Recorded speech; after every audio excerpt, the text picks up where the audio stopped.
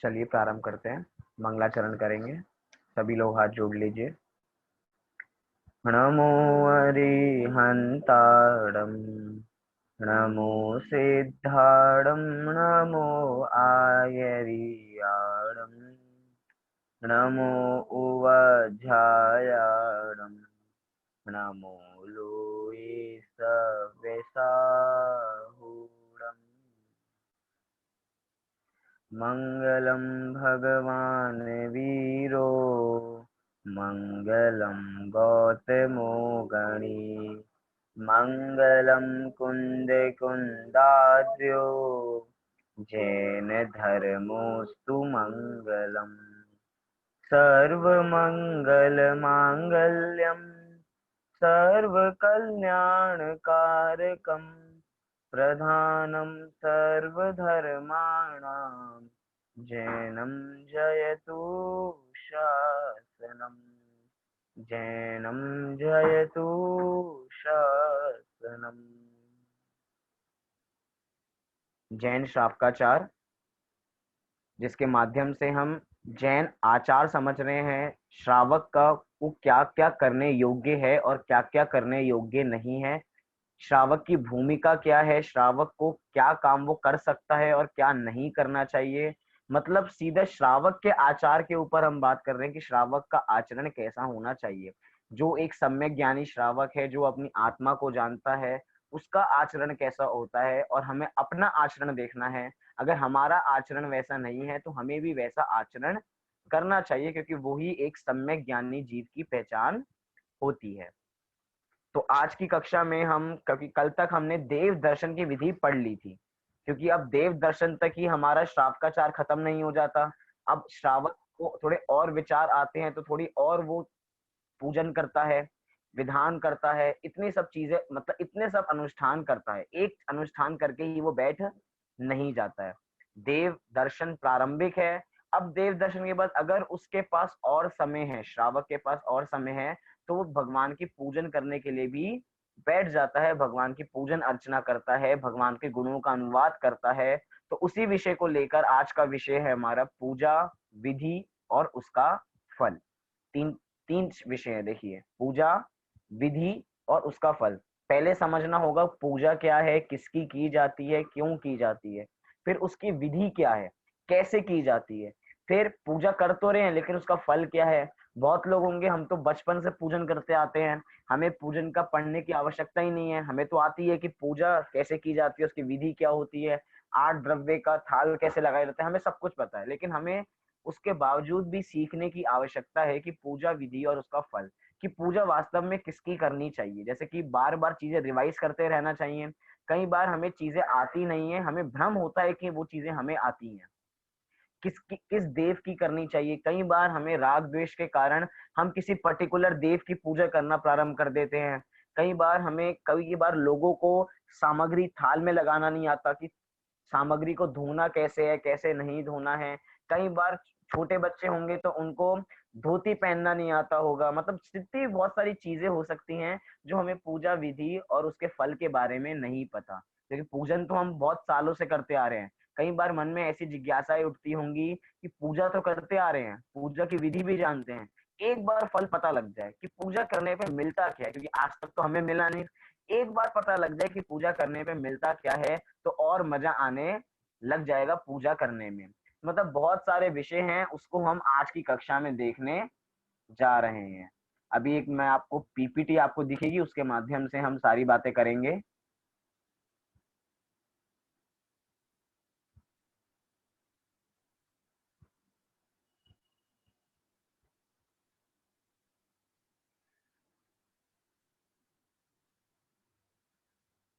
हाँ जी, आपको दिखाई दे रही होगी पूजा विधि और उसका फल। ये पीपीटी छाबड़ा जी के द्वारा ही निर्मित है, इंदौर के द्वारा। उनकी साइट पे अवेलेबल है, वहां से भी ले सकते हैं। तो आइए, पूजा विधि और उसका फल। मतलब कि पहले हमें पूजा करनी है। मतलब पूजा का मतलब क्या होता है, पूजा किसकी की जाती है, पहले ये विचारना जरूरी है। उसके बाद ही हम पूजा की विधि कर पाएंगे। तो सबसे पहले कि पूजा किसे कहते हैं, तो सीधा सीधा उत्तर दिया कि इष्ट देव शास्त्र गुरु का गुण स्तवन करना ही पूजा है। मतलब कि जो हमारे इष्ट देव हैं, जो हमारे इष्ट शास्त्र हैं, जो हमारे इष्ट गुरु हैं, उनका गुणों का उनका स्तवन करना। अब मैंने कहा कि हमारे जो इष्ट देव हैं, हमारे जो इष्ट शास्त्र हैं, हमारे से मतलब क्या है, हमारे इष्ट देव कौन है? मतलब जो वीतरागी, सर्वज्ञ और जो हितोपदेशी होते हैं, वे ही हमारे इष्ट देव होते हैं। कोई पर्टिकुलर की बात यहाँ पे नहीं की जा रही है। जैन धर्म में इष्ट देव कौन है? जो वीतरागी, सर्वज्ञ और हितोपदेशी होते हैं। अन्य देवी देवता जो हम देव गति के देवों की बात करते हैं, वे पूजने योग्य नहीं है। क्यों? क्योंकि वो इष्ट नहीं है। इष्ट कौन होते हैं? जो अपना भी कल्याण करते हैं और सामने वाले जीवों का भी कल्याण करते हैं। ना वे अपना कल्याण करते हैं, ना दूसरों का कल्याण करते हैं, वो जगत के देवी देवता। लेकिन यहाँ पे जो देवता हैं वो अपना भी कल्याण करते हैं और दूसरों का भी कल्याण करते हैं, इसलिए वे पूजने योग्य हैं। हम जगत में भी देखते हैं कि जो व्यक्ति हमसे महान होता है, हम उसके बहुत जगत में गुणगान गाते हैं। जैसे कि हमें जो भी हमें बड़े होकर बनना है, या जो भी जिस भी फील्ड में हमें जाना है, तो हम उसकी तारीफ करते हैं, उसके गुणों का स्तवन करते हैं। कोई मोटिवेशनल स्पीकर है तो हम उसकी बात को भी मानते हैं, उसके जो फॉलोअर्स हैं उसको भी मानते हैं। मतलब कि इन सब चीजों को हम मानते हैं। क्यों? क्योंकि वो हमें इष्ट है।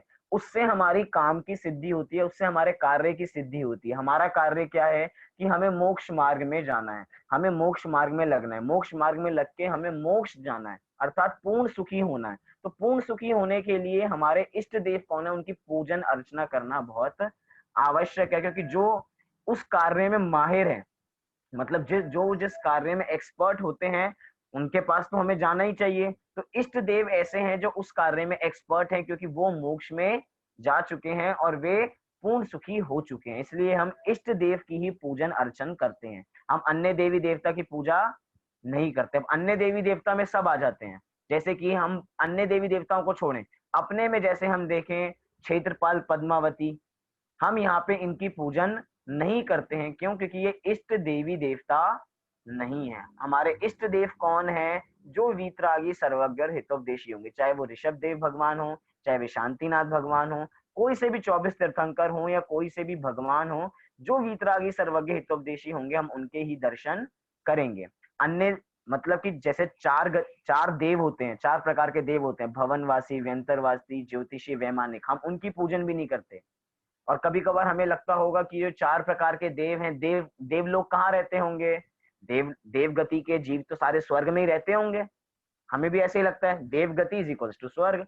लेकिन ऐसा नहीं है। 4 प्रकार के देवों में से एक ही प्रकार के देव हैं जो स्वर्ग में रहते हैं, बाकी तो तीनों लोकों में रहते हैं। मतलब कि हम मानते हैं कि स्वर्ग क्या है? जहाँ पे 4 प्रकार के देव रहते हैं, मतलब जहाँ पे देव रहते हैं। लेकिन सभी देव स्वर्गों में नहीं रहते। स्वर्ग एक अलग स्थान है और देव अलग है। देव तो तीनों लोकों में पाए जाते हैं। मतलब कि अधोलोक में भी देव पाए जाते हैं। क्या कहा? अधोलोक में भी देव पाए जाते हैं। अधोलोक में कौन से देव पाए जाते होंगे? नरक गति में कौन से जीव पाए जाते हैं? देखिए, ध्यान से सुनिए, नरक गति में जीव नहीं पाए जाते। नरक गति में तो नरक गति, क्योंकि गति तो एक अवस्था विशेष का नाम है। लेकिन जो नरक गति, जो 3 अधोलोक में जो आती है, तो अधोलोक में भी देव पाए जाते हैं। जैसे भवनवासी और व्यंतरवासी, जो 2 प्रकार के देव हैं, इनका मुख्य स्थान क्या है?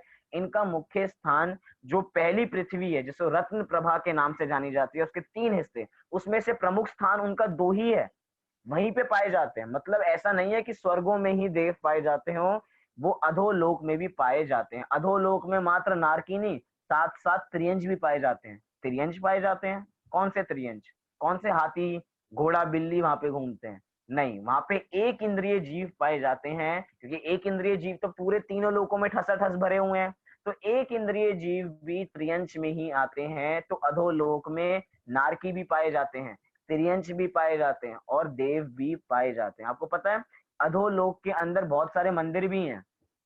क्या कहा? अधोलोक में बहुत सारे मंदिर भी हैं। बहुत सारे मंदिर हमने तो आज तक नहीं सुना, ना हमने देखा, क्योंकि वो अकृत्रिम चैत्यालय हैं। प्रश्न हो सकता है कि किसने बनाया हो? तो किसी ने बनाया नहीं। अकृत्रिम चैत्यालय है, किसी के द्वारा बनाए गए नहीं है। मतलब कि वहां पे भी भवन वासियों के लिए 7,72,00,000 अकृत्रिम चैत्यालय हैं अधोलोक में, जिसके अंदर भवनवासी देव दर्शन करने जाते हैं। मतलब जो दर्शन करने जाते हैं, वो जो दर्शन करने जा रहे हैं वो पूज्य नहीं है। मतलब यहाँ पे इतनी सारी व्याख्या इसके लिए चल रही है कि जो 4 प्रकार के देव हैं वो पूज्य नहीं होते हैं, जो वीतरागी सर्वगर हितोपदेशी होते हैं वे ही पूज्य होते हैं। एक और बात जान लीजिए कि जो नीचे जो 7,72,00,000 जो अकृत्रिम चित्रालय हैं उसमें तो सारे भवनवासी लोग दर्शन करने जाते हैं, नारकी जीव दर्शन करने नहीं जाते हैं, नारकी दर्शन करने नहीं जाते, देव गति के जो देव हैं वो दर्शन करने जाते हैं। ये तो हुआ भवनवासी, और नीचे ही व्यंतरवासी के देव भी रहते हैं। तो व्यंतरवासी के देव तो उनके लिए तो असंख्यात अकृत्रिम चैत्यालय, उनकी गिनती नहीं है, इतने सारे चैत्यालय हैं वहां पे जिन बिंब विराजमान हैं और उनके वे दर्शन करते हैं, लेकिन नारकी नहीं करते हैं। मतलब कि ये सारी बात इसलिए है कि इष्ट देव कौन है?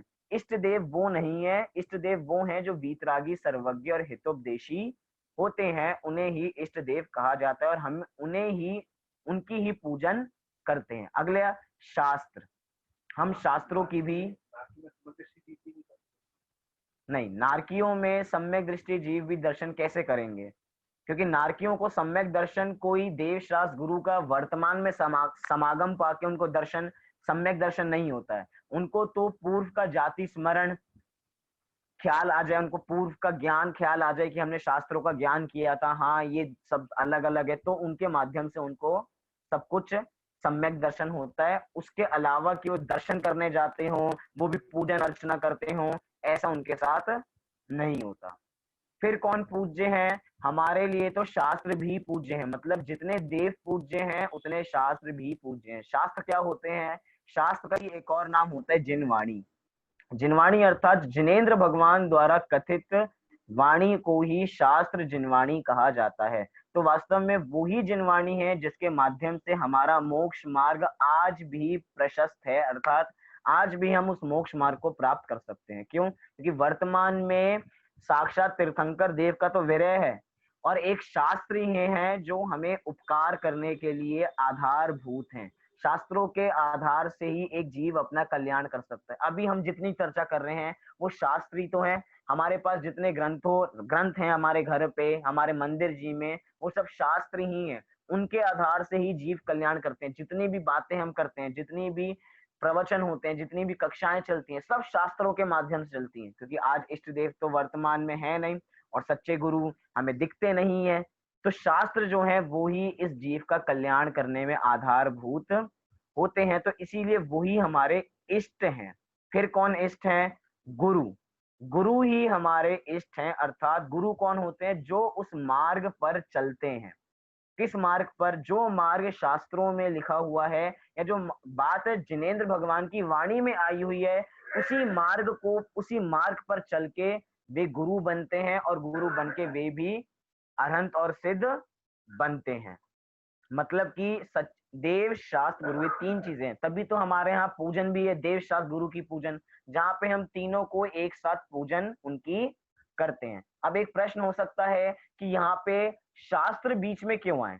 क्रम तो ऐसा होना चाहिए देव, गुरु और शास्त्र, लेकिन शास्त्रों को बीच में क्यों कहा? क्योंकि शास्त्र कोई एक, मतलब हम कोई हार्ड कॉपी समझें कि एक चीज लिखी हुई है उसका नाम शास्त्र है, नहीं। क्योंकि शास्त्र का एक नाम है जिनवाणी। जिनवाणी अर्थात जिनेन्द्र भगवान के द्वारा बताई गई वाणी, उनके बताया गया उपदेश, जो उनके द्वारा कहा गया है। अब जो उनके द्वारा कहा गया है, जब कोई सुनेगा तभी तो उस बातों को फॉलो करेगा, तो भी तो उन बातों पे चलेगा। ऐसे ही गुरु उन बातों पे चलते हैं। मतलब शास्त्र कोई ऐसे शास्त्र नहीं होते हैं कि मतलब ये शास्त्र, ये तो शास्त्र है ही, इसको कहते हैं द्रव्य सूत्र, द्रव्य सूत्र। लेकिन उससे पहले होता है भाव श्रुत। क्या? भाव श्रुत उससे पहले होता है। वास्तव में वो शास्त्र है जो जिनेन्द्र भगवान की वाणी में आए हुए हैं, साक्षात वाणी में। क्योंकि पहले तो शास्त्र लिखे नहीं जाते थे, महावीर भगवान जब थे तब भी शास्त्र लिखे नहीं जाते थे। 30 साल तक महावीर भगवान ने मात्र उपदेश ही दिया। अब वो जो उपदेश दिया वो कहीं लिखा नहीं गया, लेकिन उस उपदेश को सुन के जो भव्य जीव होते होंगे उनको कल्याण की भावना आती होगी, उनको वैराग्य जागता होगा और वे उस जिनेन्द्र भगवान की वाणी को सुन के उस वाणी पे चलते होंगे। तो इसीलिए देव शास्त्र गुरु, गुरु का नंबर तीसरे नंबर पे आया। तो देव शास्त्र गुरु तीनों ही पूजने योग्य हैं, उनका ही गुणों का स्तवन करना चाहिए। फिर यहाँ पे एक प्रश्न आ गया कि इष्ट देव कौन होते हैं? बहुत सिंपल सा प्रश्न, उत्तर भी बड़ा सरल है कि जिसे इष्ट की प्राप्ति हो वह इष्ट देव हैं, अर्थात अरिहंत और सिद्ध। अरिहंत और सिद्ध यही दो देव हैं जिन्हें इष्ट की प्राप्ति थी, जिनको लगता था कि हाँ अपनी आत्मा में ही सुख है और कहीं भी सुख नहीं है, तो जिन्हें इष्ट की प्राप्ति थी वो इष्ट देव बन गए, अर्थात अरिहंत और सिद्ध। हमने 5 परमेष्टि का शाम को पढ़ रहे हैं, बड़ा कार्यकारी है कि शाम को हम 5 परमेष्टि का स्वरूप अभी अभी पढ़ के आए हैं और अभी इष्ट देव के बारे में पढ़ रहे हैं। तो देव दो आ गए, अरिहंत और सिद्ध, जो इष्ट की प्राप्ति, जिनको इष्ट की प्राप्ति हो गई है वही इष्ट देव होते हैं। अब वो फिर 3 परमेष्टि के बारे में कहा जाएगा, जैसे हम नमो अरिहंताणम, नमो सिद्धाणम, नमो आयरियाणम, नमो उवज्झायाणम, नमो लोए सव्यसाणम, तो 3 परमेष्टि तो अभी भी बचे, तो वो जाएंगे हमारे गुरु के कोटे में। यहाँ पे इष्ट देव की बात चल रही है, वो जाएंगे गुरु में। तो अगला एक प्रश्न है, जैसे इष्ट देव, तो ये इष्ट का मतलब क्या होता है, हमें इष्ट का मतलब भी तो जानना है। हमारे लिए इष्ट क्या है? हमारे लिए तो इष्ट वो है जो हमारा काम पूरा कर दे, जगत में तो ऐसा ही माना जाता है, जो हमारे कार्य की सिद्धि कर दे। हमें बुखार हो रहा था, अगर डॉक्टर ने बुखार मिटा दिया और डॉक्टर ने बुखार मिटाने की दवाई दे दी तो डॉक्टर हमारे लिए इष्ट हो जाता है। किसी ने हमारा व्यापार चालू करवा दिया तो वो व्यक्ति हमारे लिए इष्ट हो जाता है। लेकिन वास्तव में इष्ट की परिभाषा क्या है? इष्ट होते कौन है? सच्चे इष्ट कौन होते हैं? जो इष्ट लिखा है ना, इष्ट तो बहुत सारे हो सकते हैं, लेकिन सच्चे इष्ट कौन है? तो देखिए परिभाषा बताई, बहुत सरल है कि मिथ्यात्व राग द्वेष का अभाव करके पूर्ण ज्ञानी और पूर्ण सुखी होना। पहला पॉइंट, मिथ्यात्व राग द्वेष का अभाव करके। जिस डॉक्टर को हम इष्ट मानते हैं, जिसने हमारा रोग मिटा दिया, उसका मिथ्यात्व नहीं मिटा है, उसका राग द्वेष नहीं मिटा है, वो तो अपने पैसे कमाने के लिए और दूसरों को क्योर करने के लिए बैठा है, दूसरों को सही करने के लिए बैठा है, लेकिन वो राग द्वेष के सहित ही बैठा है। उसके अभी वर्तमान में मिथ्यात्व है, उसकी उल्टी मान्यता है, क्योंकि हमारी भी तो उल्टी मान्यता है कि हम डॉक्टर के जाएंगे और हम सही हो जाएंगे, हम दवाई खाएंगे तो हम सही हो जाएंगे, यही तो हमारी उल्टी मान्यता है। डॉक्टर को लगता है कि मैं इतनी बढ़िया दवाई दूंगा, सामने वाला गारंटी ठीक हो जाएगा, यही तो हमारा मिथ्यात्व है कि कोई किसी भी पर वस्तु से मेरा कुछ संबंध ही नहीं है, कुछ नहीं होता। तो मतलब कि इष्ट कौन होता है? जिसके मिथ्यात्व राग द्वेष का अभाव हो गया है, मतलब जो महान शत्रु हैं उस वो चले गए हैं। जैसे जो अनंतानुबंधी होती है, पहली कषाय अनंतानुबंधी। अनंतानुबंधी का मतलब क्या होता है? अनंत संसार को बांधने वाली, अनंत अनु अर्थात हर जगह से, बंद अर्थात बांधने वाली, तो अनंत संसार को बांधने वाली वो अनंतानुबंधी कषाय जो मिथ्यात्व के साथ होती है। जैसे ही मिथ्यात्व जाता है तो अनंत संसार भी चला जाता है, क्योंकि अनंतानुबंधी कषाय मिथ्यात्व के साथ ही चली जाती है। मतलब कि हम एक और सुख की ओर, हमारा एक स्टेप आगे बढ़ चुका है। अभी तक हम सुखी नहीं थे, लेकिन अब सुखी की ओर हमारा एक स्टेप बढ़ चुका है, हमारा मिथ्यात्व जा चुका है। उसके बाद भी हम इष्ट नहीं हुए, क्योंकि नीचे क्या लिखा? जो पूर्ण ज्ञानी होते हैं और जो पूर्ण सुखी होते हैं। चौथे गुणस्थानवर्ती जीव भी, उसके भी मिथ्यात्व चला जाता है, उसके भी अनंतानुबंधी संबंधी राग द्वेष चला जा चुका है, लेकिन उसके बावजूद भी वो पूर्ण ज्ञानी नहीं हुआ है, वो पूर्ण सुखी नहीं हुआ है, मतलब कि वो इष्ट नहीं है। पूरी एनालिसिस करनी पड़ेगी हमें। और आगे बढ़िए, पंचम गुणस्थानवर्ती जीव। पंचम गुणस्थानवर्ती जीव के मिथ्यात्व चला गया है, राग द्वेष जितनी कषाय गई हैं उतना चला गया, लेकिन उसके बावजूद भी वो पूर्ण ज्ञानी नहीं हुआ, पूर्ण सुखी नहीं हुआ, क्योंकि सुख में अभी कुछ कचास बची है। जितनी कषाय गई हैं उतना तो सुखी है, लेकिन अभी जितनी कषाय विद्यमान है उतना तो उसको दुख होगा ही होगा। अभी उसको पूरा ज्ञान प्राप्त नहीं हुआ है, अभी वो केवल ज्ञानी नहीं हुआ है, अभी वो सर्वज्ञ नहीं हुआ है, अर्थात वो सब कुछ जानता नहीं है। मतलब इष्ट देव की परिभाषा चल रही है। इष्ट देव में इष्ट का मतलब क्या है? जिनके मिथ्यात्व राग द्वेष का अभाव हो चुका है, जो पूर्ण ज्ञानी हो चुके हैं और जो पूर्ण सुखी हो चुके हैं। और पूर्ण ज्ञानी होगा वो ही कोई पूर्ण सुखी हो सकता है। ऐसा नहीं होगा कि कोई पहले सुखी हो जाए बाद में पूर्ण ज्ञानी हो। मतलब कि पहले हमें वीत रागी होना ही पड़ेगा, बिना राग के कोई ज्ञानी नहीं हो सकता, बिना राग के जाए हुए, बिना राग के गए कोई ज्ञानी नहीं हो सकता। और जब तक कोई पूर्ण ज्ञानी नहीं होगा तब तक वो पूर्ण सुखी नहीं होगा। हम देखते हैं 13वें गुणस्थान में जीव क्या हो जाते हैं? पूर्ण ज्ञानी हो जाते हैं। मतलब कि 11वें और 12वें गुणस्थान में वीतरागी तो हो जाते हैं, मिथ्यात्व राग द्वेष का तो पूरा अभाव हो जाता है, लेकिन उसके बावजूद भी अभी पूर्ण ज्ञानी नहीं हुए। पूर्ण ज्ञानी तो 13वें गुण स्थान में ही होते हैं, जब वो सर्वज्ञ बन जाते हैं।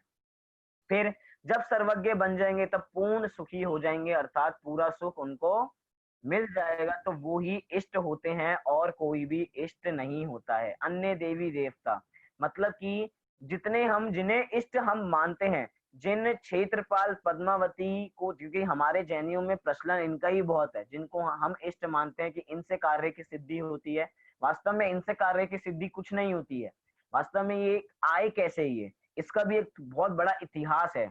बड़ा तो ज्यादा पुराना भी इतिहास नहीं है, लेकिन इतिहास जरूर है कि इनको इनकी ओर लोग क्यों जाने लग गए। जिस समय जैन धर्म का बड़ा विध्वंस हो रहा था, जिस समय मात्र शास्त्र विराजमान थे, तो लोगों ने बाहर गेट के बाहर दो चित्र लगा दिए कि एक क्षेत्रपाल और एक पद्मावती। तो लोगों को बताने लग गए कि हमारे मंदिर की सुरक्षा तो ये क्षेत्रपाल और पद्मावती करते हैं, जिसको हम क्षेत्रपाल कहते हैं। क्षेत्रपाल मतलब कि जो मंदिर के जो पालक हैं उन्हें क्षेत्रपाल कहने लग गए। क्षेत्र की रक्षा करने वाले, तो क्षेत्र की जो रक्षा करते हैं उन्हें क्षेत्रपाल कहने लग गए, और उनके साथ ही पद्मावती।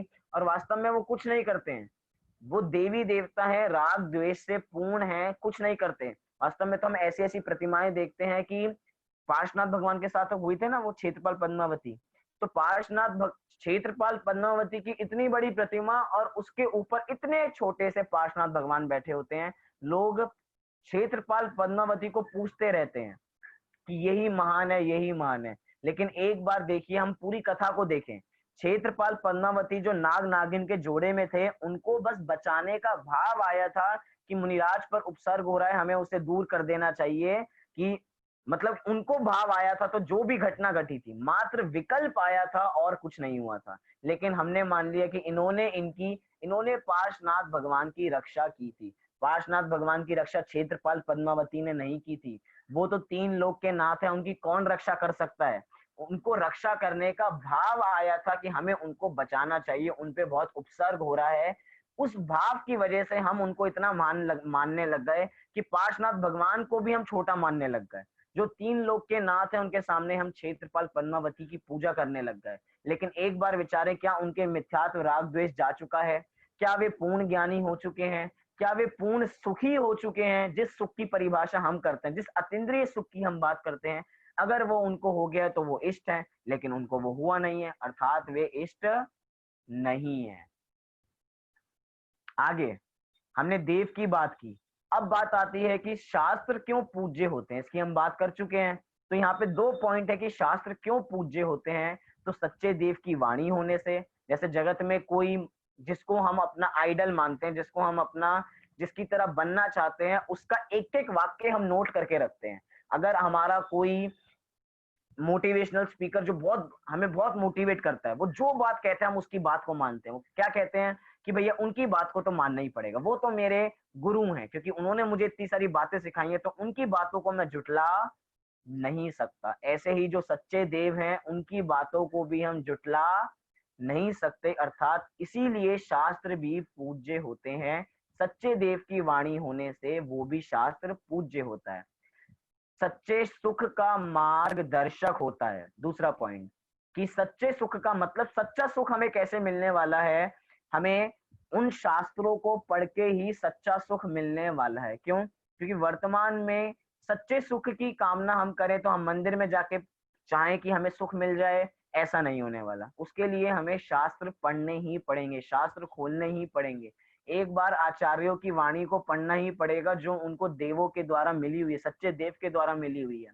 हम क्या करते हैं, हम शास्त्र पढ़ना चाहते नहीं, हम समझते हैं कि मात्र पूजन की पुस्तक को पढ़ लेना ही शास्त्र पढ़ना होता है। बहुत सारी जगह होता है, हम क्या समझते हैं कि पूजन की पुस्तक, पूजन की जो किताब होती है वो भी तो शास्त्र है, हम रोज शास्त्र पढ़ते हैं, हम रोज पूजन पढ़ते हैं। लेकिन मात्र पूजन पढ़ना ही शास्त्र पढ़ना नहीं है, क्योंकि आचार्यों ने मात्र पूजने नहीं लिखी है, क्योंकि बहुत सारी पूजने तो आज के विद्वानों ने लिखी है, कवियों ने लिखी है। हम आचार्यों की बातों को पढ़ें, वो बड़े बड़े ग्रंथ भी पढ़ें जिसमें सच्चे सुख का मार्गदर्शन बताया गया है कि हाँ ऐसे सच्चा सुख प्राप्त किया जाता है, यही सच्ची विधि है। 4 4 अनियोग है उन शास्त्रों के, शास्त्रों को बताने वाले प्रथमा नियोग, चंडानी योग, कर्णानी योग, द्रव्यानी योग, इन सब शास्त्रों को पढ़ें। लेकिन हम मात्र स्तुति साहित्य अर्थात पूजन वाली पुस्तकों को पढ़ के समझते हैं कि हमने शास्त्र पढ़ लिए हैं। एक बार ये छोटी छोटी जो पाठमालाएं बनी हुई ना, बाल बोध से प्रारंभ करें, बाल बोध पढ़ें, बाल बोध पढ़ें, वीतराग विज्ञान पढ़ें, तत्व ज्ञान पढ़ें, इस छेड़ाला पढ़ें, इसमें भी इतना मर्म भरा हुआ है। चारों अनुयोगों का ज्ञान आपको इन 3 पाठमालाओं को पढ़ के भी हो जाता है। इतनी सारी बातें, शास्त्रों का ज्ञान आपको मिलेगा। हम पूजन क्यों करते हैं? बहुत सारे लोग पूजन करते रहते हैं और समझते हैं कि हम बहुत बड़े धर्मात्मा हैं। हम तो रोज पूजन करते हैं, हम तो रोज प्रक्षाल करते हैं, प्रक्षाल करने में ही धर्म समझते हैं। मतलब बहुत सारी बातें हैं, लेकिन वो सारा जितनी भी हमारी बातें हैं, उन सब का जो भी हमारा भ्रम है, जैसा हमारा श्रद्धान है, जब तक हम शास्त्र नहीं पढ़ेंगे तब तक हमें अपने पे विश्वास नहीं आएगा। एक अथॉरिटी भी होती है ना, एक तो कहीं हमने कोई बात सुनी किसी से, और एक बार वही बात अगर हमने शास्त्रों में पढ़ ली तो हमें पूरी गारंटी हो जाती है, हमें थोड़ा विश्वास हो जाता है कि जो हम पूजा कर रहे हैं वो बिल्कुल ठीक है। कभी कभार हमारे मन में विकल्प आ जाता है कि जो हम कर रहे हैं क्या सही है क्या वो, क्यों? क्योंकि हमने आज तक शास्त्र पढ़े ही नहीं, हमने तो सुन सुन के काम करते हैं। हम मंदिर जाते हैं तो सुन सुन के मंदिर जाते हैं, हम पूजा करते हैं तो सुन सुन के पूजन करते हैं, लेकिन एक बार भी शास्त्र नहीं पढ़ते। अगर एक बार हम शास्त्र पढ़ लेंगे तो हमें यकीन हो जाएगा कि हाँ, जो हम मंदिर में सुनते हैं वही शास्त्रों में लिखा है। कभी भी किसी वक्ता को प्रमाणित मत मानिए आप। मतलब जितने भी विद्वान हैं, जो भी बात मैं आपको बता रहा हूँ आप मत मानो प्रमाणित। क्या कह रहा हूं मैं? प्रमाणित ना माने तो सुनेंगे कैसे? सुनिए, लेकिन एक बार इसको अपने शास्त्रों से मिलाइए, अपने शास्त्र जो आपके घर में है उसको खोलिए, आपको भी यही बातें मिलेंगी, तो आपको अपने पे विश्वास आएगा, हाँ जो हम पढ़ रहे हैं वो बिल्कुल सही पढ़ रहे हैं। क्योंकि मेरी बातों से, क्योंकि हम तो कोई पूज्य है नहीं, लेकिन सच्ची बात है तो एक बार दृढ़ श्रद्धान करने के लिए शास्त्रों को भी पढ़ना चाहिए, सच्चे देव की वाणी को पढ़ना चाहिए, क्योंकि उनके माध्यम से सच्चे सुख का हमें मार्गदर्शन होता है। इसलिए शास्त्र भी पूज्य होते हैं। अगला कौन? गुरु। गुरु भी पूज्य होते हैं। गुरु के ब्रैकेट में लिखा कि नग्न दिगंबर भावलिंगी मुनि क्यों पूज्य हैं? देख लीजिए क्या लिखा। नग्न, जो सबसे पहले नग्न हो। नग्न में एक चीज और आ जाती है, जो निर्ग्रंथ हो। निर्ग्रंथ अर्थात जिनके पास किसी भी प्रकार की ग्रंथि ना हो। ग्रंथि अर्थात किसी प्रकार का मोह ना हो और किसी प्रकार का परिग्रह ना हो। नग्न होना अर्थात भावों से भी नग्न हो जाना, मतलब किसी प्रकार का राग द्वेष का भाव नहीं रखना, और भाव से भी नग्न हो जाना।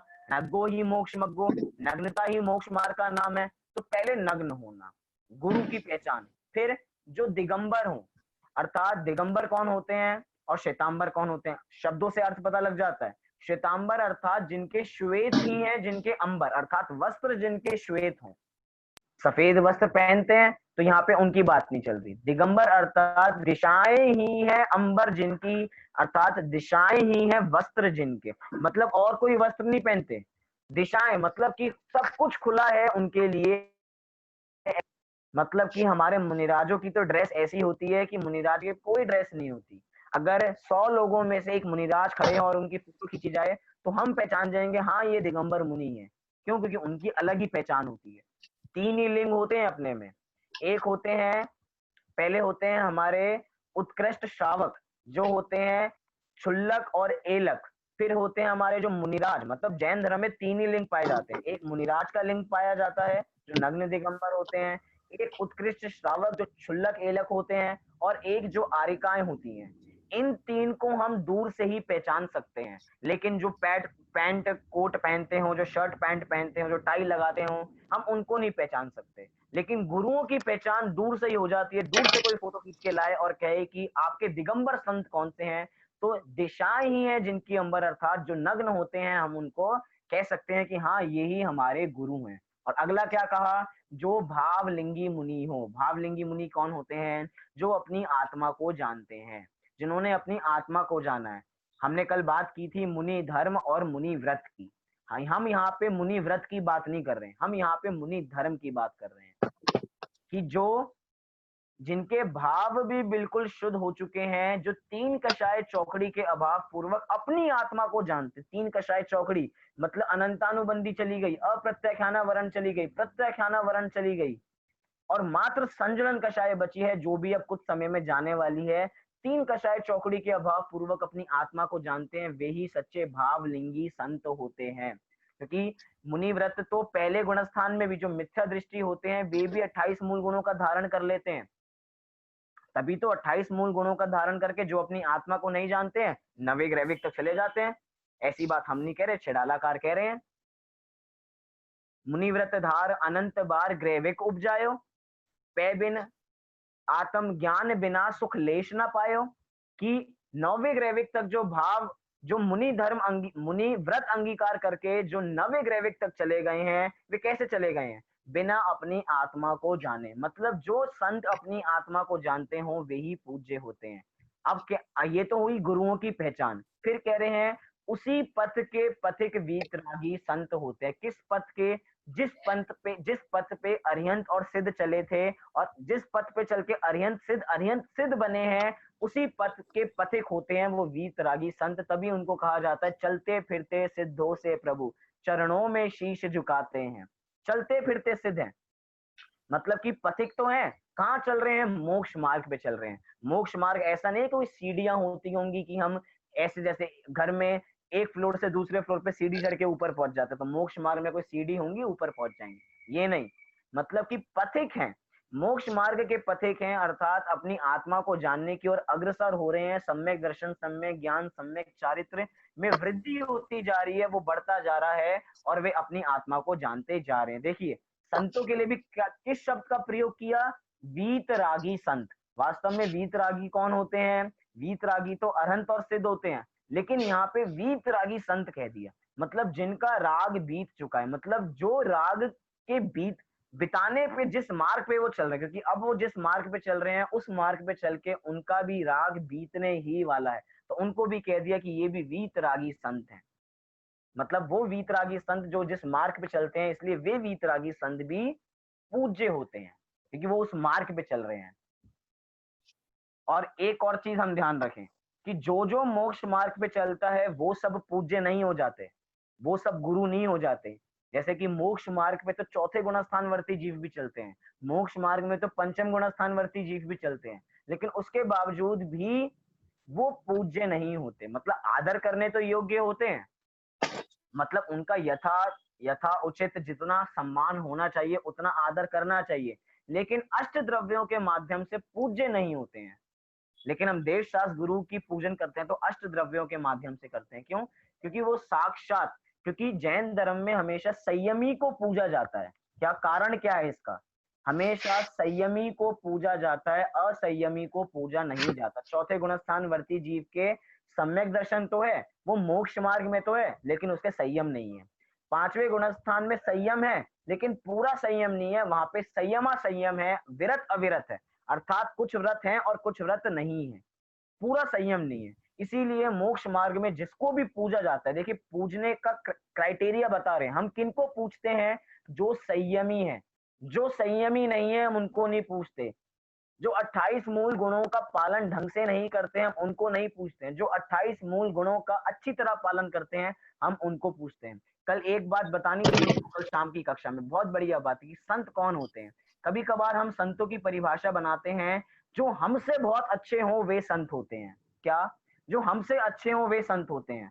मतलब कि हम तो इतने पाप करते हैं संसार में, लेकिन कम से कम वो जो वीतरागी संत कम से कम नग्न रह के तपस्या करते हैं वे महान है। कम से कम हमसे तो अच्छे हैं, हमसे तो अच्छे हैं, ये वीतरागी संतों की परिभाषा नहीं होती। कल जो हमने लक्षण देखा था, 28 मूल गुणों का जो अखंड पालन करते हैं वही वीतरागी संत होते हैं। जो अपनी आत्मा को जानते हैं वे ही वीतरागी संत होते हैं। जिनका अशुभोपयोग बीत चुका है वे ही वीतरागी संत होते हैं। मतलब कितनी परिभाषाएं बताई जाए वीतरागी संत की, लेकिन ये परिभाषा ठीक नहीं है। जो हमसे अच्छे हो, हमसे तो बहुत सारे लोग अच्छे हैं, तो सब अच्छे नहीं हो जाते हैं। अच्छे की परिभाषा ही कुछ और है। हमें संत का एक क्राइटेरिया है कि कौन संत होते हैं और कौन पूज्य होते हैं, इसीलिए इसकी ओर भी हमें एक बार देखना चाहिए। ऐसा नहीं है 28 मूल गुणों में से कम 27 मूल गुणों का पालन तो करते ही है ना। एक मूल गुण का पालन नहीं करते तो क्या हो गया, 27 का तो करते हैं, चलो कुछ नहीं होता, हमसे अच्छे हैं, चलो उनको पूछ लेना चाहिए। नहीं, जैन धर्म में क्राइटेरिया शास्त्रों पे, क्योंकि यहाँ पे लिखा है उसी पथ के पथिक वीतरागी संत होने से हम उनको पूछते हैं। किस पथ से? जिस पथ से अरहंत और सिद्ध गुजरे हैं। मतलब अरहंत और सिद्ध ने भी 28 मूल गुणों का पालन किया था, तो हम उनको वीतरागी संत कहते थे। 27 मूल गुणों के पालन करने से कोई वीतरागी संत हो नहीं जाते। इसीलिए जो 27 का पालन कर रहे हैं तो ठीक, लेकिन हमसे अच्छे हैं तो पूज्य हो जाएंगे। पूज्य की परिभाषा ये नहीं होती। इसलिए हमें पूरा लक्षण पहचान के ही किसी के सामने अपना मस्तक झुकाना चाहिए। दादा बड़ी अच्छी बात कहते हैं कि हमारा जो ये मस्तक है, ये कोई सड़ा हुआ नारियल नहीं है। कोई भी सड़ा हुआ नारियल होता है तो देखा जाता है उसको जहां मन करे वहां फोड़ देते हैं, जहां मन करे कि भैया यहाँ हमें अच्छा मिल रहा है यहाँ फोड़ दिया जाए। ये सड़ा हुआ नारियल नहीं है, इसकी कुछ कीमत करें। कीमत से मिला है तो कीमत करें इसकी। सही जगह ये झुकना चाहिए, अन्य जगह झुकना नहीं चाहिए। अर्थात वीतरागी संतों के ही और सामने हमारा ये सिर झुकना चाहिए और कहीं नहीं झुकना चाहिए। फिर एक बहुत बढ़िया प्रश्न आया गुरु के संबंध में ही, क्या विद्या गुरु भी होते हैं, माता पिता आदि भी हमारे गुरु होते हैं, क्या उनकी हमें पूजा करनी चाहिए? देखिए उनको गुरु तो कहा जाता है, वास्तव में माता पिता ही जो होते हैं वे ही हमारे प्रारंभिक गुरु होते हैं, क्योंकि वे ही हमें सबसे पहले शिक्षा देने वाले हैं, हमें दीक्षा देने वाले हैं। दीक्षा अर्थात मुनि दीक्षा नहीं, लेकिन जो पढ़ाई कराई जाती है उसे भी दीक्षा कहा जाता है। मतलब लौकिक शिक्षा जो दी जाती है, मतलब शिक्षा दीक्षा देने वाले प्रारंभ में वे ही होते हैं। अगर आपने नमोकार मंत्र सबसे पहले याद किया होगा तो मंदिर में याद नहीं किया होगा। आप जैसे ही जन्मे होंगे तभी से आपको नमोकार मंत्र आपके घर वालों ने सुनाना चालू कर दिया होगा। नमो अरे एबीसीडी तो बहुत बाद में याद होती है, उससे पहले नमोकार मंत्र याद हो जाता है। लिखना पढ़ना नहीं आता, अच्छी तरह बोलना नहीं आता, लेकिन नमोकार मंत्र अच्छी तरह बोलना आता है। मतलब हमारे गुरु तो हैं वे, माता पिता हमारे गुरु हैं, लेकिन पूजने योग्य गुरु नहीं है। हम स्कूल जाते हैं, हम किसी से पढ़ते हैं, वो हमारे विद्या गुरु तो हो सकते हैं, शिक्षा गुरु तो हो सकते हैं। किसी का म्यूट खुला हुआ है।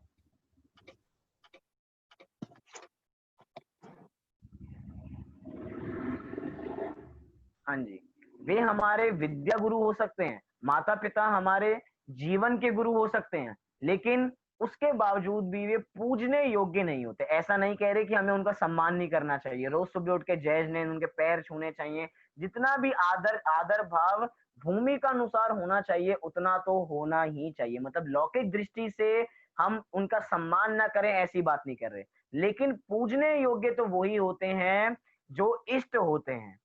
माता पिता क्या इष्ट नहीं है, क्या अनिष्ट है हमारे लिए? नहीं, माता पिता इष्ट हैं, वो दूसरे प्रकार के इष्ट हैं। और यहाँ पे जिस इष्ट की बात चल रही है वो दूसरे प्रकार का इष्ट है, इसलिए बातों को मिलाने वाली बात नहीं, बहुत सरल सीधी बात है कि हम उनको क्यों नहीं पूछते हैं, क्योंकि लौकिक दृष्टि से यथा योग्य उनको आदर करना चाहिए, लेकिन उनको पूजना नहीं चाहिए। ऐसा नहीं कि हमने कह दिया भैया इष्ट की पूजन करनी चाहिए, गुरु की पूजन करनी चाहिए, तो अपनी माता पिता को सामने बिठाएं, अपने दादा दादी को सामने बिठाएं और एक थाल सजा के बैठ जाएं और हम स्वाहा स्वाहा करने लग जाएं कि ये हमारे पूज्य हैं। उनकी पूजा करने को नहीं कह रहे। कभी कभी सुबह सुबह उठ के हम उनका अभिषेक करना प्रारंभ कर दें, उनको नहलाने लग जाएं एक एक, ऐसी बात नहीं। हम यहाँ पे उनकी बात कर ही नहीं रहे हैं। लौकिक दृष्टि से यथा योग्य आदर तो करना चाहिए, लेकिन मोक्ष मार्ग में जो पूज्य होते हैं हमें बस उनको ही पूजना चाहिए। अगर माता पिता मोक्ष मार्गी हो चुके हैं, वीतरागी संत हो चुके हैं, एक ने आर्य का व्रत ले लिया है और एक मुनि महाराज बन गए हैं, मुनि धर्म अंगीकार कर लिया है, तो बाद में पूज्य हैं, लेकिन माता पिता के रूप में पूज्य नहीं है। अब तो मुनिराज के रूप में पूज्य हैं, लेकिन माता पिता राग द्वेष से सहित हैं, उनके मिथ्यात्व नहीं है, उनके मिथ्यात्व है, मतलब उनके मिथ्यात्व भी है, उनके राग द्वेष भी है, तो आदर करने योग्य हैं, लेकिन उसके बावजूद भी मोक्ष मार्ग में पूज्य नहीं है। मोक्ष मार्ग में पूज्य वही होते हैं जो अपनी आत्मा को जानते हैं। फिर कह रहे हैं उनके राग द्वेष का अभाव ना होने से उनको पूजा नहीं जाता। उनके राग द्वेष का अभाव नहीं हुआ है, थोड़ी देर में लाल प्यार प्यार करते हैं, थोड़ी देर में फिर मारने लग जाते हैं, थोड़ा पुचकारते हैं फिर दो मार देते हैं।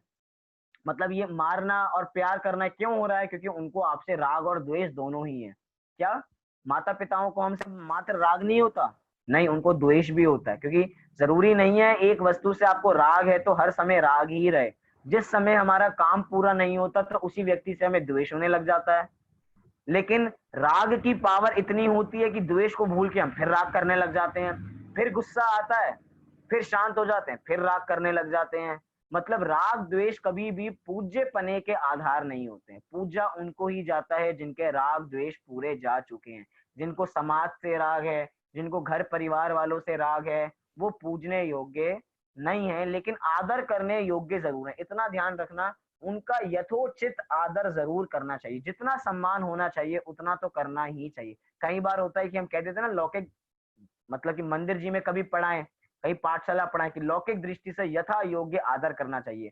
तो बच्चे 5-5 मिनट में मम्मी जय जनेन, पापा जय जनेन, फिर दिन में मिलेंगे फिर जय जनेन, फिर मिलेंगे फिर जय जनेन। कभी मंदिर जी जाएं, मंदिर जी के बाहर खड़े हों तो जय जनेन, भैया जय जनेन, भैया जय जनेन। मतलब 1 घंटे में 10 बार जय जनेन कर देंगे। ये भी यथा उचित आदर नहीं है, ये भी अनादर हो गया। मतलब कि एक बार करें, यथोचित करें, सुबह उठ के करें, उतने में ही सम्मान हो जाएगा। अपने सम्मान को दिखाने के लिए बार बार जय जिनेंद्र, जय जिनेंद्र, जय जिनेंद्र, इससे आप ज्यादा बड़े नहीं हो जाएंगे। लौकिक दृष्टि से एक बार हम आदर करें उतना ही काफी होता है। चलिए बस हम एक और स्लाइड देखेंगे, यही वाली स्लाइड, उसके बाद अपनी बात को पूरी करेंगे और फिर छोटी सी एक बात जानेंगे।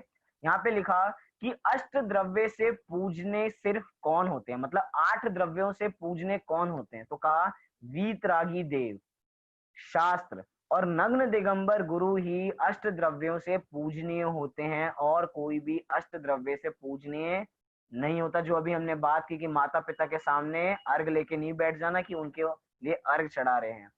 तो इसीलिए मात्र वीतरागी देव, जो सच्चे देव हैं, जो सच्चे शास्त्र हैं और जो सच्चे गुरु हैं, जो वीतरागी हैं, उनको ही पूजना चाहिए और किसी को पूजना नहीं चाहिए अष्ट द्रव्यों के माध्यम से।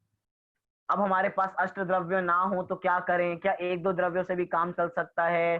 जरूरी है कि 8 द्रव्यों से पूजन करना? इसके बाद हम यही क्यों चढ़ाते हैं, ये इसके बाद ये क्यों, इसके बाद ये क्यों नहीं? इन सब प्रश्नों का उत्तर हम कल देखेंगे। अभी तक तो हमने ये जाना कि अष्ट द्रव्यों से पूजने योग्य मात्र वीतरागी देव, शास्त्र, गुरु ही होते हैं, जिनकी हम पूजा अर्चना करते हैं। कई बार जो मुझे आपको बात बतानी है, कई बार ऐसा होता है हमें भगवान से भी राग द्वेष हो जाता है। कैसे? हमें भगवान से राग द्वेष कैसे हो जाता है? हमें वीतरागी संतों से राग द्वेष कैसे हो जाता है? ऐसे हो जाता है कि अगर आपके घर में बहुत अशांति हो रही हो, अशांति हो रही हो मतलब बहुत लड़ाई झगड़े होते हो, तो क्या कहते हैं? चलो शांतिनाथ भगवान की पूजन कर लेते हैं, थोड़ी शांति हो जाएगी। क्या मतलब? शांतिनाथ भगवान की पूजन करने से शांति हो जाएगी, ऐसा मानते हैं। या मुनि सूरतनाथ भगवान की पूजन करने से सारे संकट टल जाएंगे, ऐसा मानते हैं। मतलब कि किसी न किसी एक भगवान को, जैसे पार्श्वनाथ भगवान की पूजन करने से जितने भी परेशानियां होती है, दुख दर्द होता है, सब वो भग जाता है। मतलब एक भगवान से भी हमने राग द्वेष कर लिया। मतलब कि राग द्वेष हम संसार में तो करते ही हैं, और लौकिक में भी हमने राग द्वेष कर लिया कि ये भगवान को हम इस दिन पूजेंगे, इस भगवान को हम इस दिन पूजेंगे। हम एक मंदिर में हम गए थे, हमारे पास में ही मंदिर है।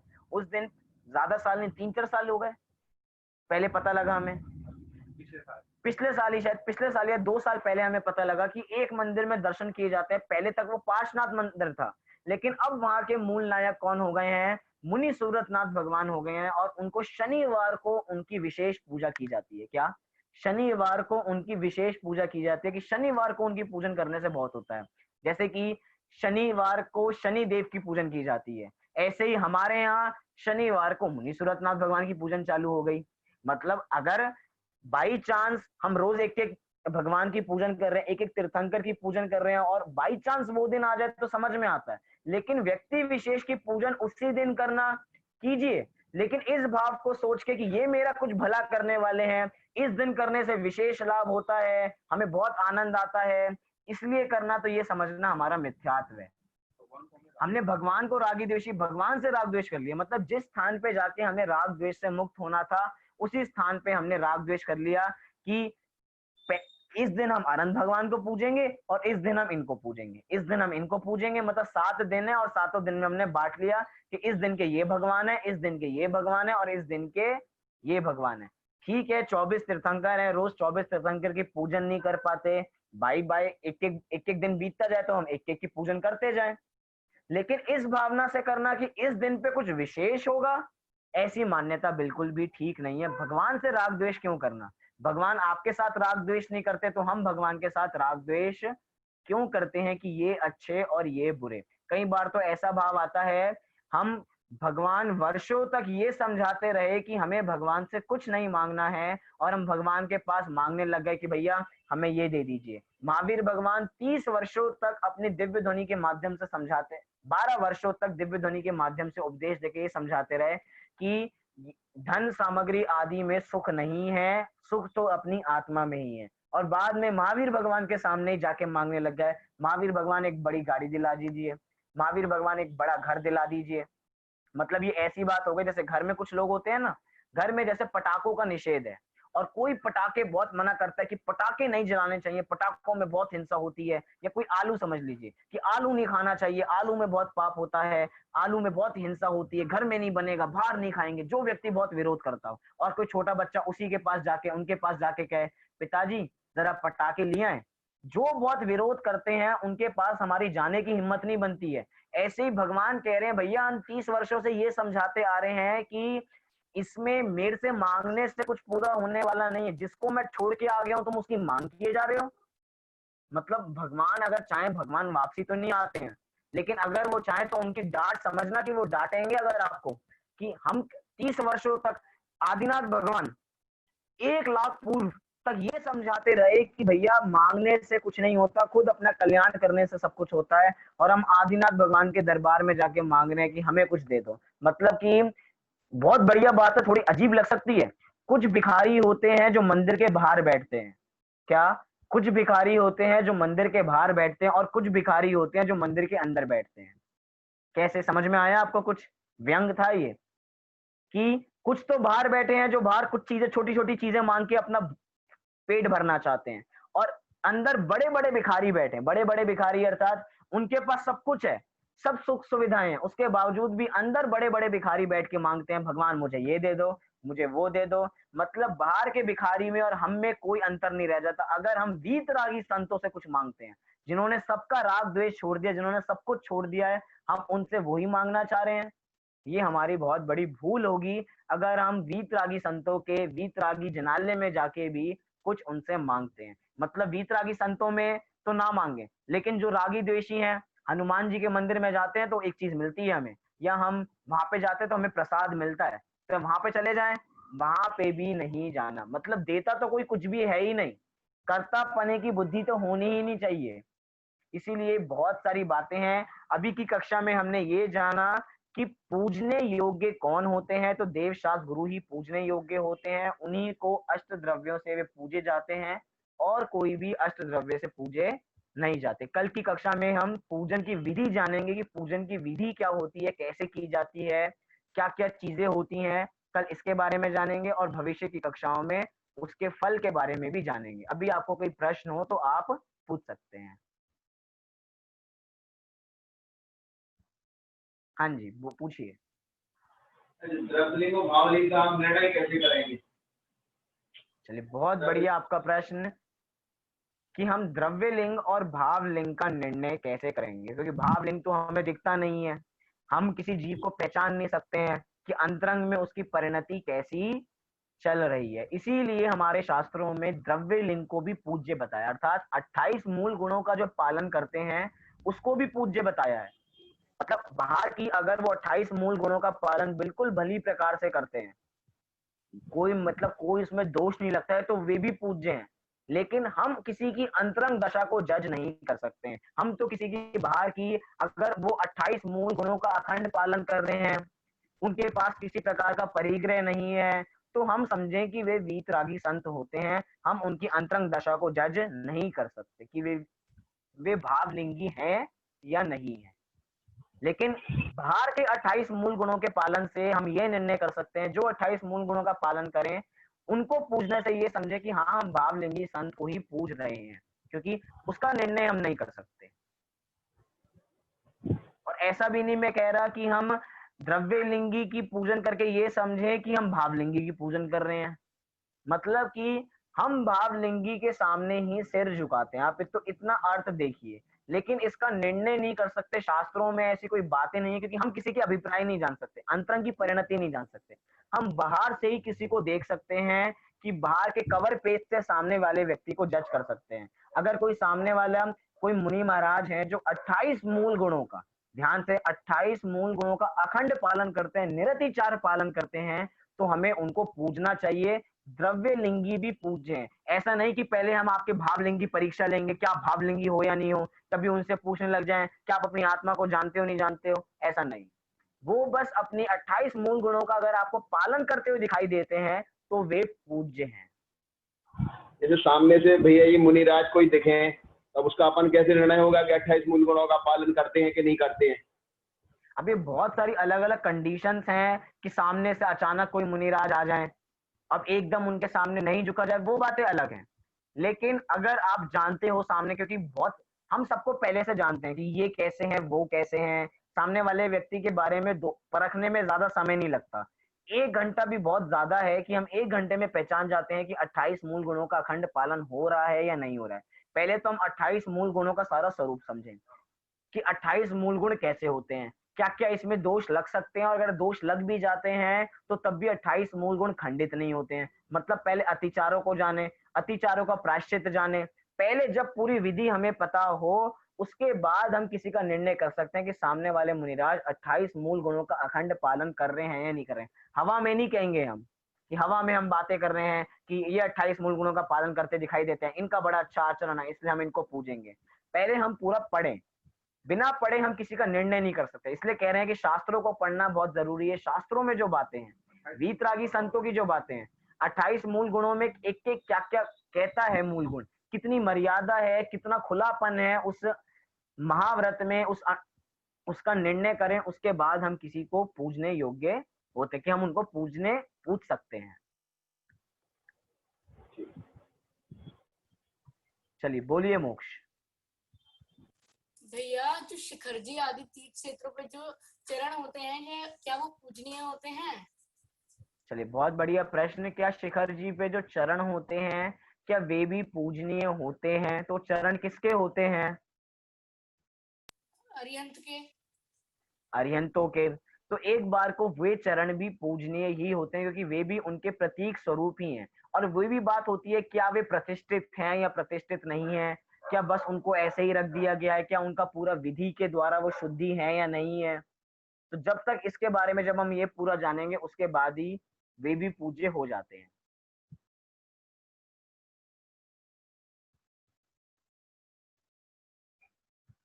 मोक्ष आपके हुआ पूरा? हाँ जी भैया। हाँ जी। और किसी को कोई प्रश्न हो?